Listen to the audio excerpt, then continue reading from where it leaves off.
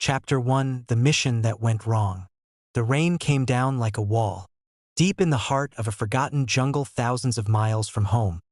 The world disappeared beneath layers of darkness, mud, and endless green.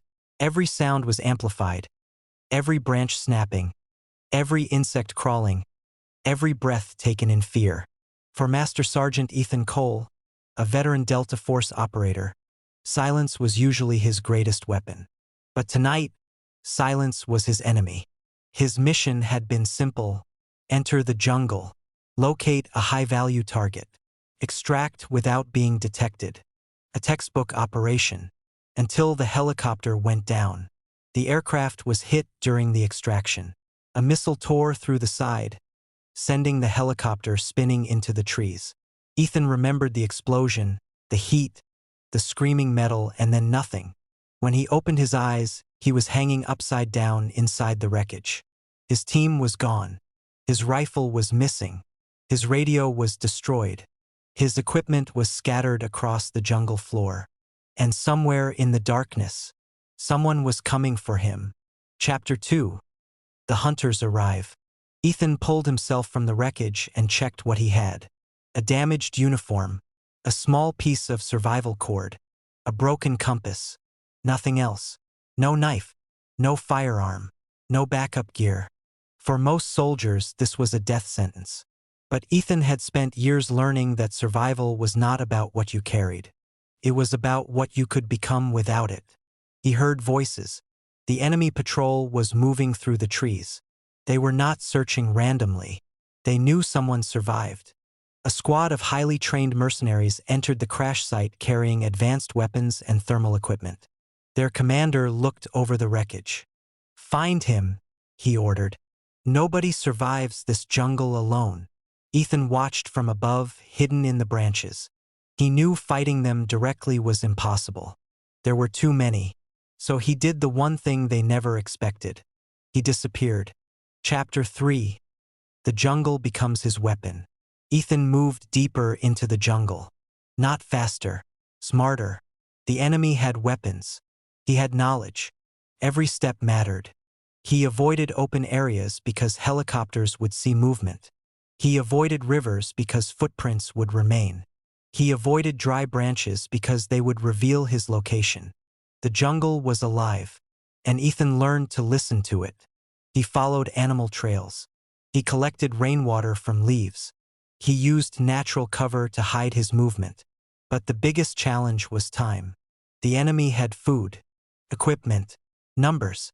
Ethan had exhaustion, and a growing wound on his leg. Every hour made survival harder. Chapter 4: The First Encounter. On the third night, Ethan realized the hunters were getting closer. Too close. He saw their lights moving between the trees. The enemy had split into groups. They were creating a net. They expected him to panic. Instead, Ethan studied them.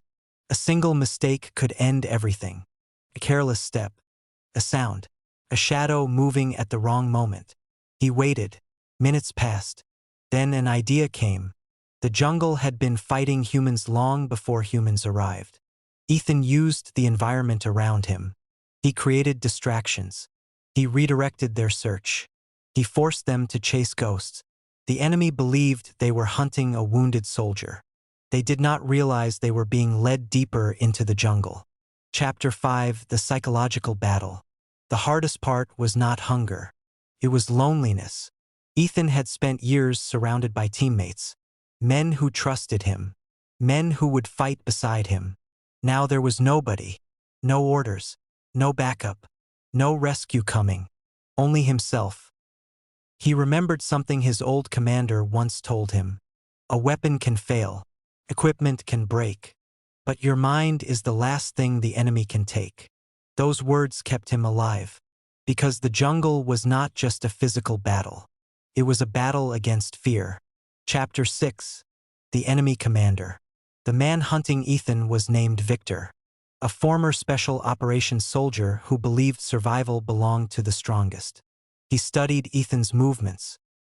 "He is not running," Victor said. "He is controlling the battlefield." His men laughed. "One man without weapons? Victor shook his head. No. One man with nothing to lose. For the first time, the hunters became uncertain.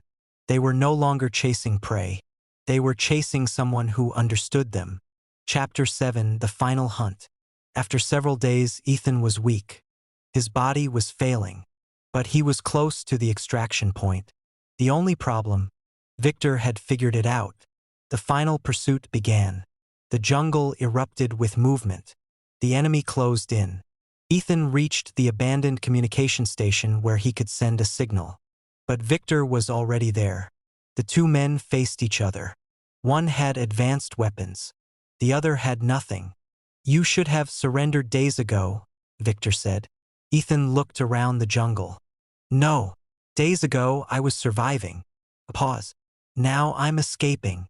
The final battle was not about strength. It was about experience. Ethan used everything he had learned: patience, timing, and the environment. The jungle that had trapped him became the reason he survived. Chapter 8: The Rescue. Hours later, a rescue aircraft flew over the trees. The signal had finally reached friendly forces. The search team expected to find a body. Instead, they found Ethan standing near the extraction point. Dirty, exhausted, injured, but alive. The rescue commander stared at him. "Where are your weapons?" Ethan looked back toward the jungle. "Didn't have any." The commander was silent. "You survived days out there without a weapon?" Ethan smiled slightly. The weapon was never the important part. Ending. Months later, Ethan returned home. People called him a hero. They wanted to know how he defeated an entire enemy unit without a gun. But Ethan always gave the same answer: survival begins when you stop depending on what you have and start using what you are. Deep in that jungle, the enemy came looking for one man. But they found something they never expected. A soldier who could survive without anything. A warrior whose greatest weapon was himself.